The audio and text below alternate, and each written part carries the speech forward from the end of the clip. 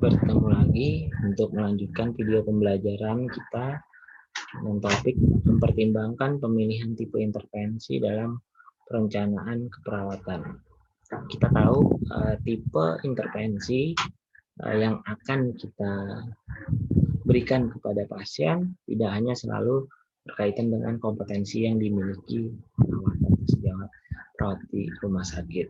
Namun kadangkala kita harus berbicara intervensi yang melibatkan profesional pemberi asuhan lainnya, ya, di mana nanti kita akan membahas tentang tipe intervensi mandiri, tipe intervensi delegatif, dan tipe intervensi kolaboratif. Baik. Tapi tujuan pembelajaran pada kesempatan ini yaitu kita sama-sama akan memahami terkait pertimbangan bagaimana memilih tipe intervensi dalam perencanaan keperawatan.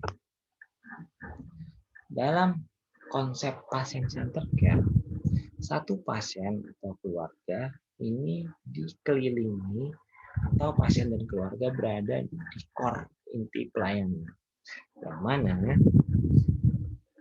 profesional pemberi asuhan itu akan mengelilingi pasien.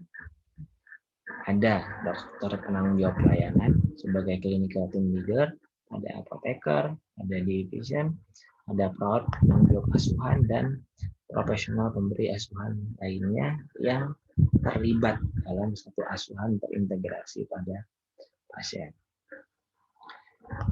Dalam memberikan intervensi keperawatan kepada pasien dan keluarga, kita akan tetap mempertimbangkan mana tugas mandiri kita sebagai seorang perawat, mana tugas delegatif kita yang kita berikan kepada pasien atas dasar limpahan dari profesional pemberi asuhan lainnya, dan mana tindakan atau tugas-tugas yang harus kita kolaborasikan guna melaksanakan asuhan terintegrasi pada pasien. Yang pertama adalah intervensi mandiri seorang perawat. Oke. Suatu tindakan otonomi berdasarkan rasionalitas ilmiah. Oke. Artinya di sini perawat boleh melakukan tindakan tersebut secara sepihak, secara otonomi, tanpa harus menunggu instruksi dari profesional pemberi asuhan lainnya.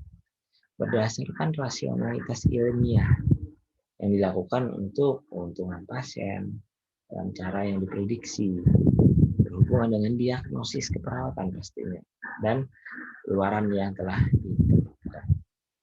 Sebagai contoh adalah manajemen nyeri dan pemberian oksigenasi. Kita dalam pendidikan keperawatan mengenal bagaimana konsep nyeri, bagaimana manajemen nyeri yang bisa dilakukan, bagaimana proses prosedur pemasangan oksigenasi, menghitung keperluan oksigenasi pada pasien dengan respirasi rate tertentu, itu kan diajarkan di pendidikan keperawatan. Sehingga ketika menemui pasien yang membutuhkan kebutuhan dasar yang tidak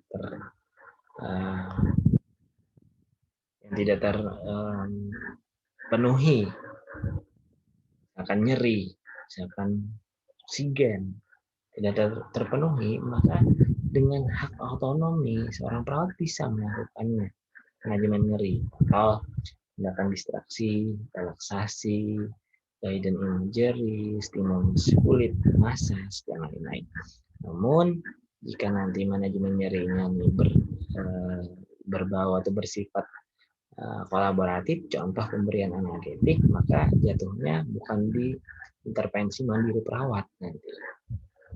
Oksigenasi, ketika seorang perawat misalkan menemui pasien di bangsal atau instalasi gawat darurat yang nyata-nyata pasien itu mengeluh sesak, kita bisa mengukur frekuensi nafasnya, kita bisa mengukur keperluan dan menghitungkan bagaimana oksigen itu diperlukan dalam tiap menit. Kita nggak usah harus menunggu dulu berapa advis, berapa instruksi dari BPJP misalkan. Kita bisa melakukan pemasangan oksigenasi sendiri, menghitung bagaimana keperluan oksigen dalam 1 menit, lalu kita pasang, kita berikan prosedur oksigenasi. Nah, itu intervensi mandiri perawat. Sekarang intervensi delegatif.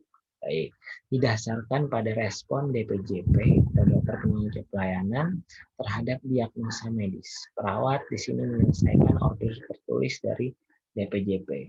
Baik, di sini lebih kepada profesi perawat yang mengerjakan advis atau order tertulis dari DPJP. Sebagai contoh di sini adalah memberikan medikasi, administrasi obat. Apakah nanti administrasi obatnya berupa pemberian analgetik pada pasien yang mengeluh nyeri tadi, yang nyerinya tidak tertahankan lagi, tidak bisa tertolong dengan intervensi keperawatan mandiri. Kemudian melakukan prosedur invasif, pemasangan kateter, pemasangan infus. Ini adalah hal-hal yang menjadi ciri dari intervensi delegatif. Artinya, DPJP memberikan advis atau order, sedangkan profesi perawat yang melaksanakan order tersebut dengan baik. Terakhir adalah intervensi kolaboratif. Secara pelaksanaannya, kita mengetahui ada banyak terapi yang membutuhkan pengetahuan, keterampilan, dan keahlian dari berbagai profesional pemberi asuhan seperti bagian di depan tadi. Tidak bisa hanya salah satu profesional pemberi asuhan yang memberikan asuhan kepada pasien tanpa PPA lainnya. Itu hal yang mustahil. Karena pada pelaksanaan konsep pasien center care tadi, profesional pemberi asuhan ini berkolaborasi untuk memberikan asuhan terintegrasi pada pasien. Ya.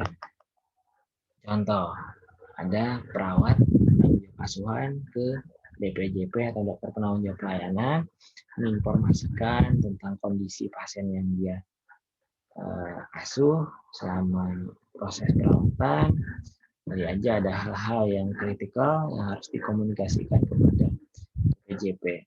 Perawat juga bisa ke dietitian terkait dengan bagaimana takaran asupan nutrisi yang harus diberikan kepada pasien yang dikelola oleh BPJA.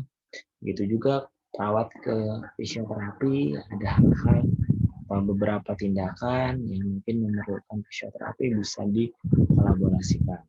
Akhir sebagai contoh dari psikolog, di mana jika pasien kita mengalami misalkan hal-hal yang menjadi dia merasa tertekan terhadap psikologis pasien yang dimiliki oleh BPJA ini, BPJA bisa mengkomunikasikan dan mengkolaborasikan terkait kondisi pasiennya kepada psikolog. Ya, sebenarnya banyak profesional pemberi asuhan lainnya sebagai contoh. Mudah-mudahan penjelasan terkait dengan 3 intervensi ini, ada intervensi mandiri, intervensi delegatif, dan yang terakhir ini tadi intervensi kolaboratif bisa memberikan gambaran bagaimana nanti kita memutuskan untuk memilih mana intervensi yang kita berikan kepada pasien. Apakah intervensi mandiri, intervensi delegatif, atau intervensi kolaboratif.